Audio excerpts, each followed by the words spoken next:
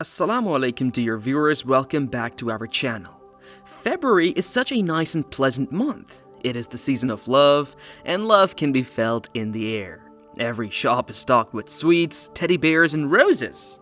February is the best month of the year since it includes a week dedicated to love known as Valentine's Week. How silly we are to believe all of this rubbish and fancy worlds established around Valentine's Week. Even devout Muslims succumb to this tactic, feeling desolate and defeated if they are not in a haram relationship and are spending Valentine's Day alone. For those who have a lover and are in a haram relationship, feel extremely proud and joyful about it and celebrate Valentine's Week as the most celebrated and cherished week of the year. But do they even understand why they're celebrating this week? What is the history of its celebration and why has it deceived people from all religions? Today in this video, we will uncover a very terrible truth about the origins of Valentine's Day and attempt to comprehend the underlying meaning of modern-day Valentine's Week. Valentine's Day has pagan roots rather than cultural ones.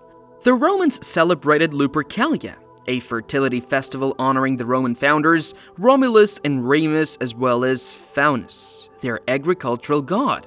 The Romans commemorated the feast of Lupercalia from February 13th to February 15th. After offering a dog and a goat as sacrifices, the men used the skin of their brutally sacrificed animals to make whips out of them and to beat women with them. The romantics in Rome were intoxicated and wore no clothes. Young ladies would wait in line to be struck by the men. They thought this would help them become fruitful. A matchmaking lottery was part of the ruthless celebration, as young men selected women's names from a jar. For the period of the festival, or longer if the match proved suitable, the couple was then permitted to live as a live-in couple. The name Valentine was selected and may perhaps have been inspired by the ancient Romans. Emperor Claudius II executed two men, both named Valentine on February 14th in various 3rd century years. The Catholic Church celebrated St. Valentine's Day in remembrance of their martyrdom. In order to eradicate the pagan customs, Pope Gelasius I later confused matters in the 5th century by fusing Lupercalia with St. Valentine's Day. However, the festival was more of a theatrical replication of its former form. According to historians, it was more of a drunken celebration, but the Christians covered it with clothing. It was nevertheless a day of love and fecundity. Gallatin's Day was observed by the Normans at about the same time.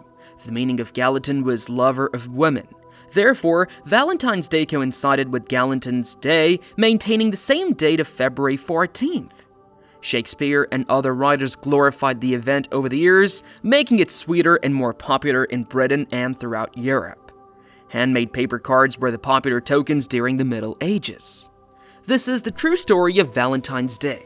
It was once a pagan celebration that glorified infidelity and sexual immorality, where crowds would get completely intoxicated and nude to appease the pagan gods, and where the most disturbing aspect was that the entire week leading up to Valentine's Day was devoted to worshipping a fertility deity. We must realize that Valentine's Week is nothing more than a detailed manual for adultery. Every day of the week has a secret significance that zina should know how to approach the other. The first day of the week is February 8, which is also Rose Day, a day to approach someone with a rose. The other day, Propose Day, you propose to him or her to spend this week with. On Teddy Day, you simply gave a cheap bribe to get closer to the real goal.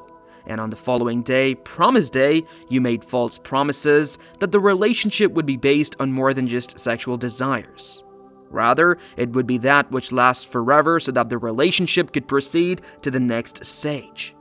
Hug Day and Kiss Day have arrived, so starting the following day, one is free to get physical.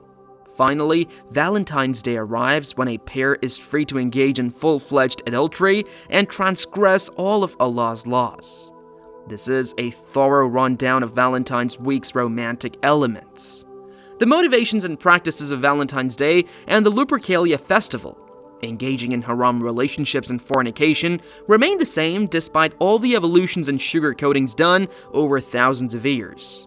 Allah subhanahu wa ta'ala says in the Holy Quran, "Do not go near adultery. It is truly a shameful deed and an evil way. While Allah warns us against adultery, this Valentine's Day offers a step-by-step instruction for committing it. This week not only promotes haram relationships, but it also has pagan roots, which implies that by celebrating this filthy celebration, one is indirectly following the rites of a pagan worshipper. Dear brothers and sisters, avoid this filthy week. It is Satan's week. It is when he will feel adored as he witnesses adultery being committed shamelessly and people rebelling against Allah's prohibitions in massive numbers. There is nothing like Teddy Day or Rose Day for a Muslim. Every day is a gift from Allah subhanahu wa ta'ala that one should use to come closer to Allah subhanahu wa ta'ala and not stray away from His mercy by celebrating and cheering what is defined as haram in Islam. May Allah save us and our children from the filth of Valentine's week.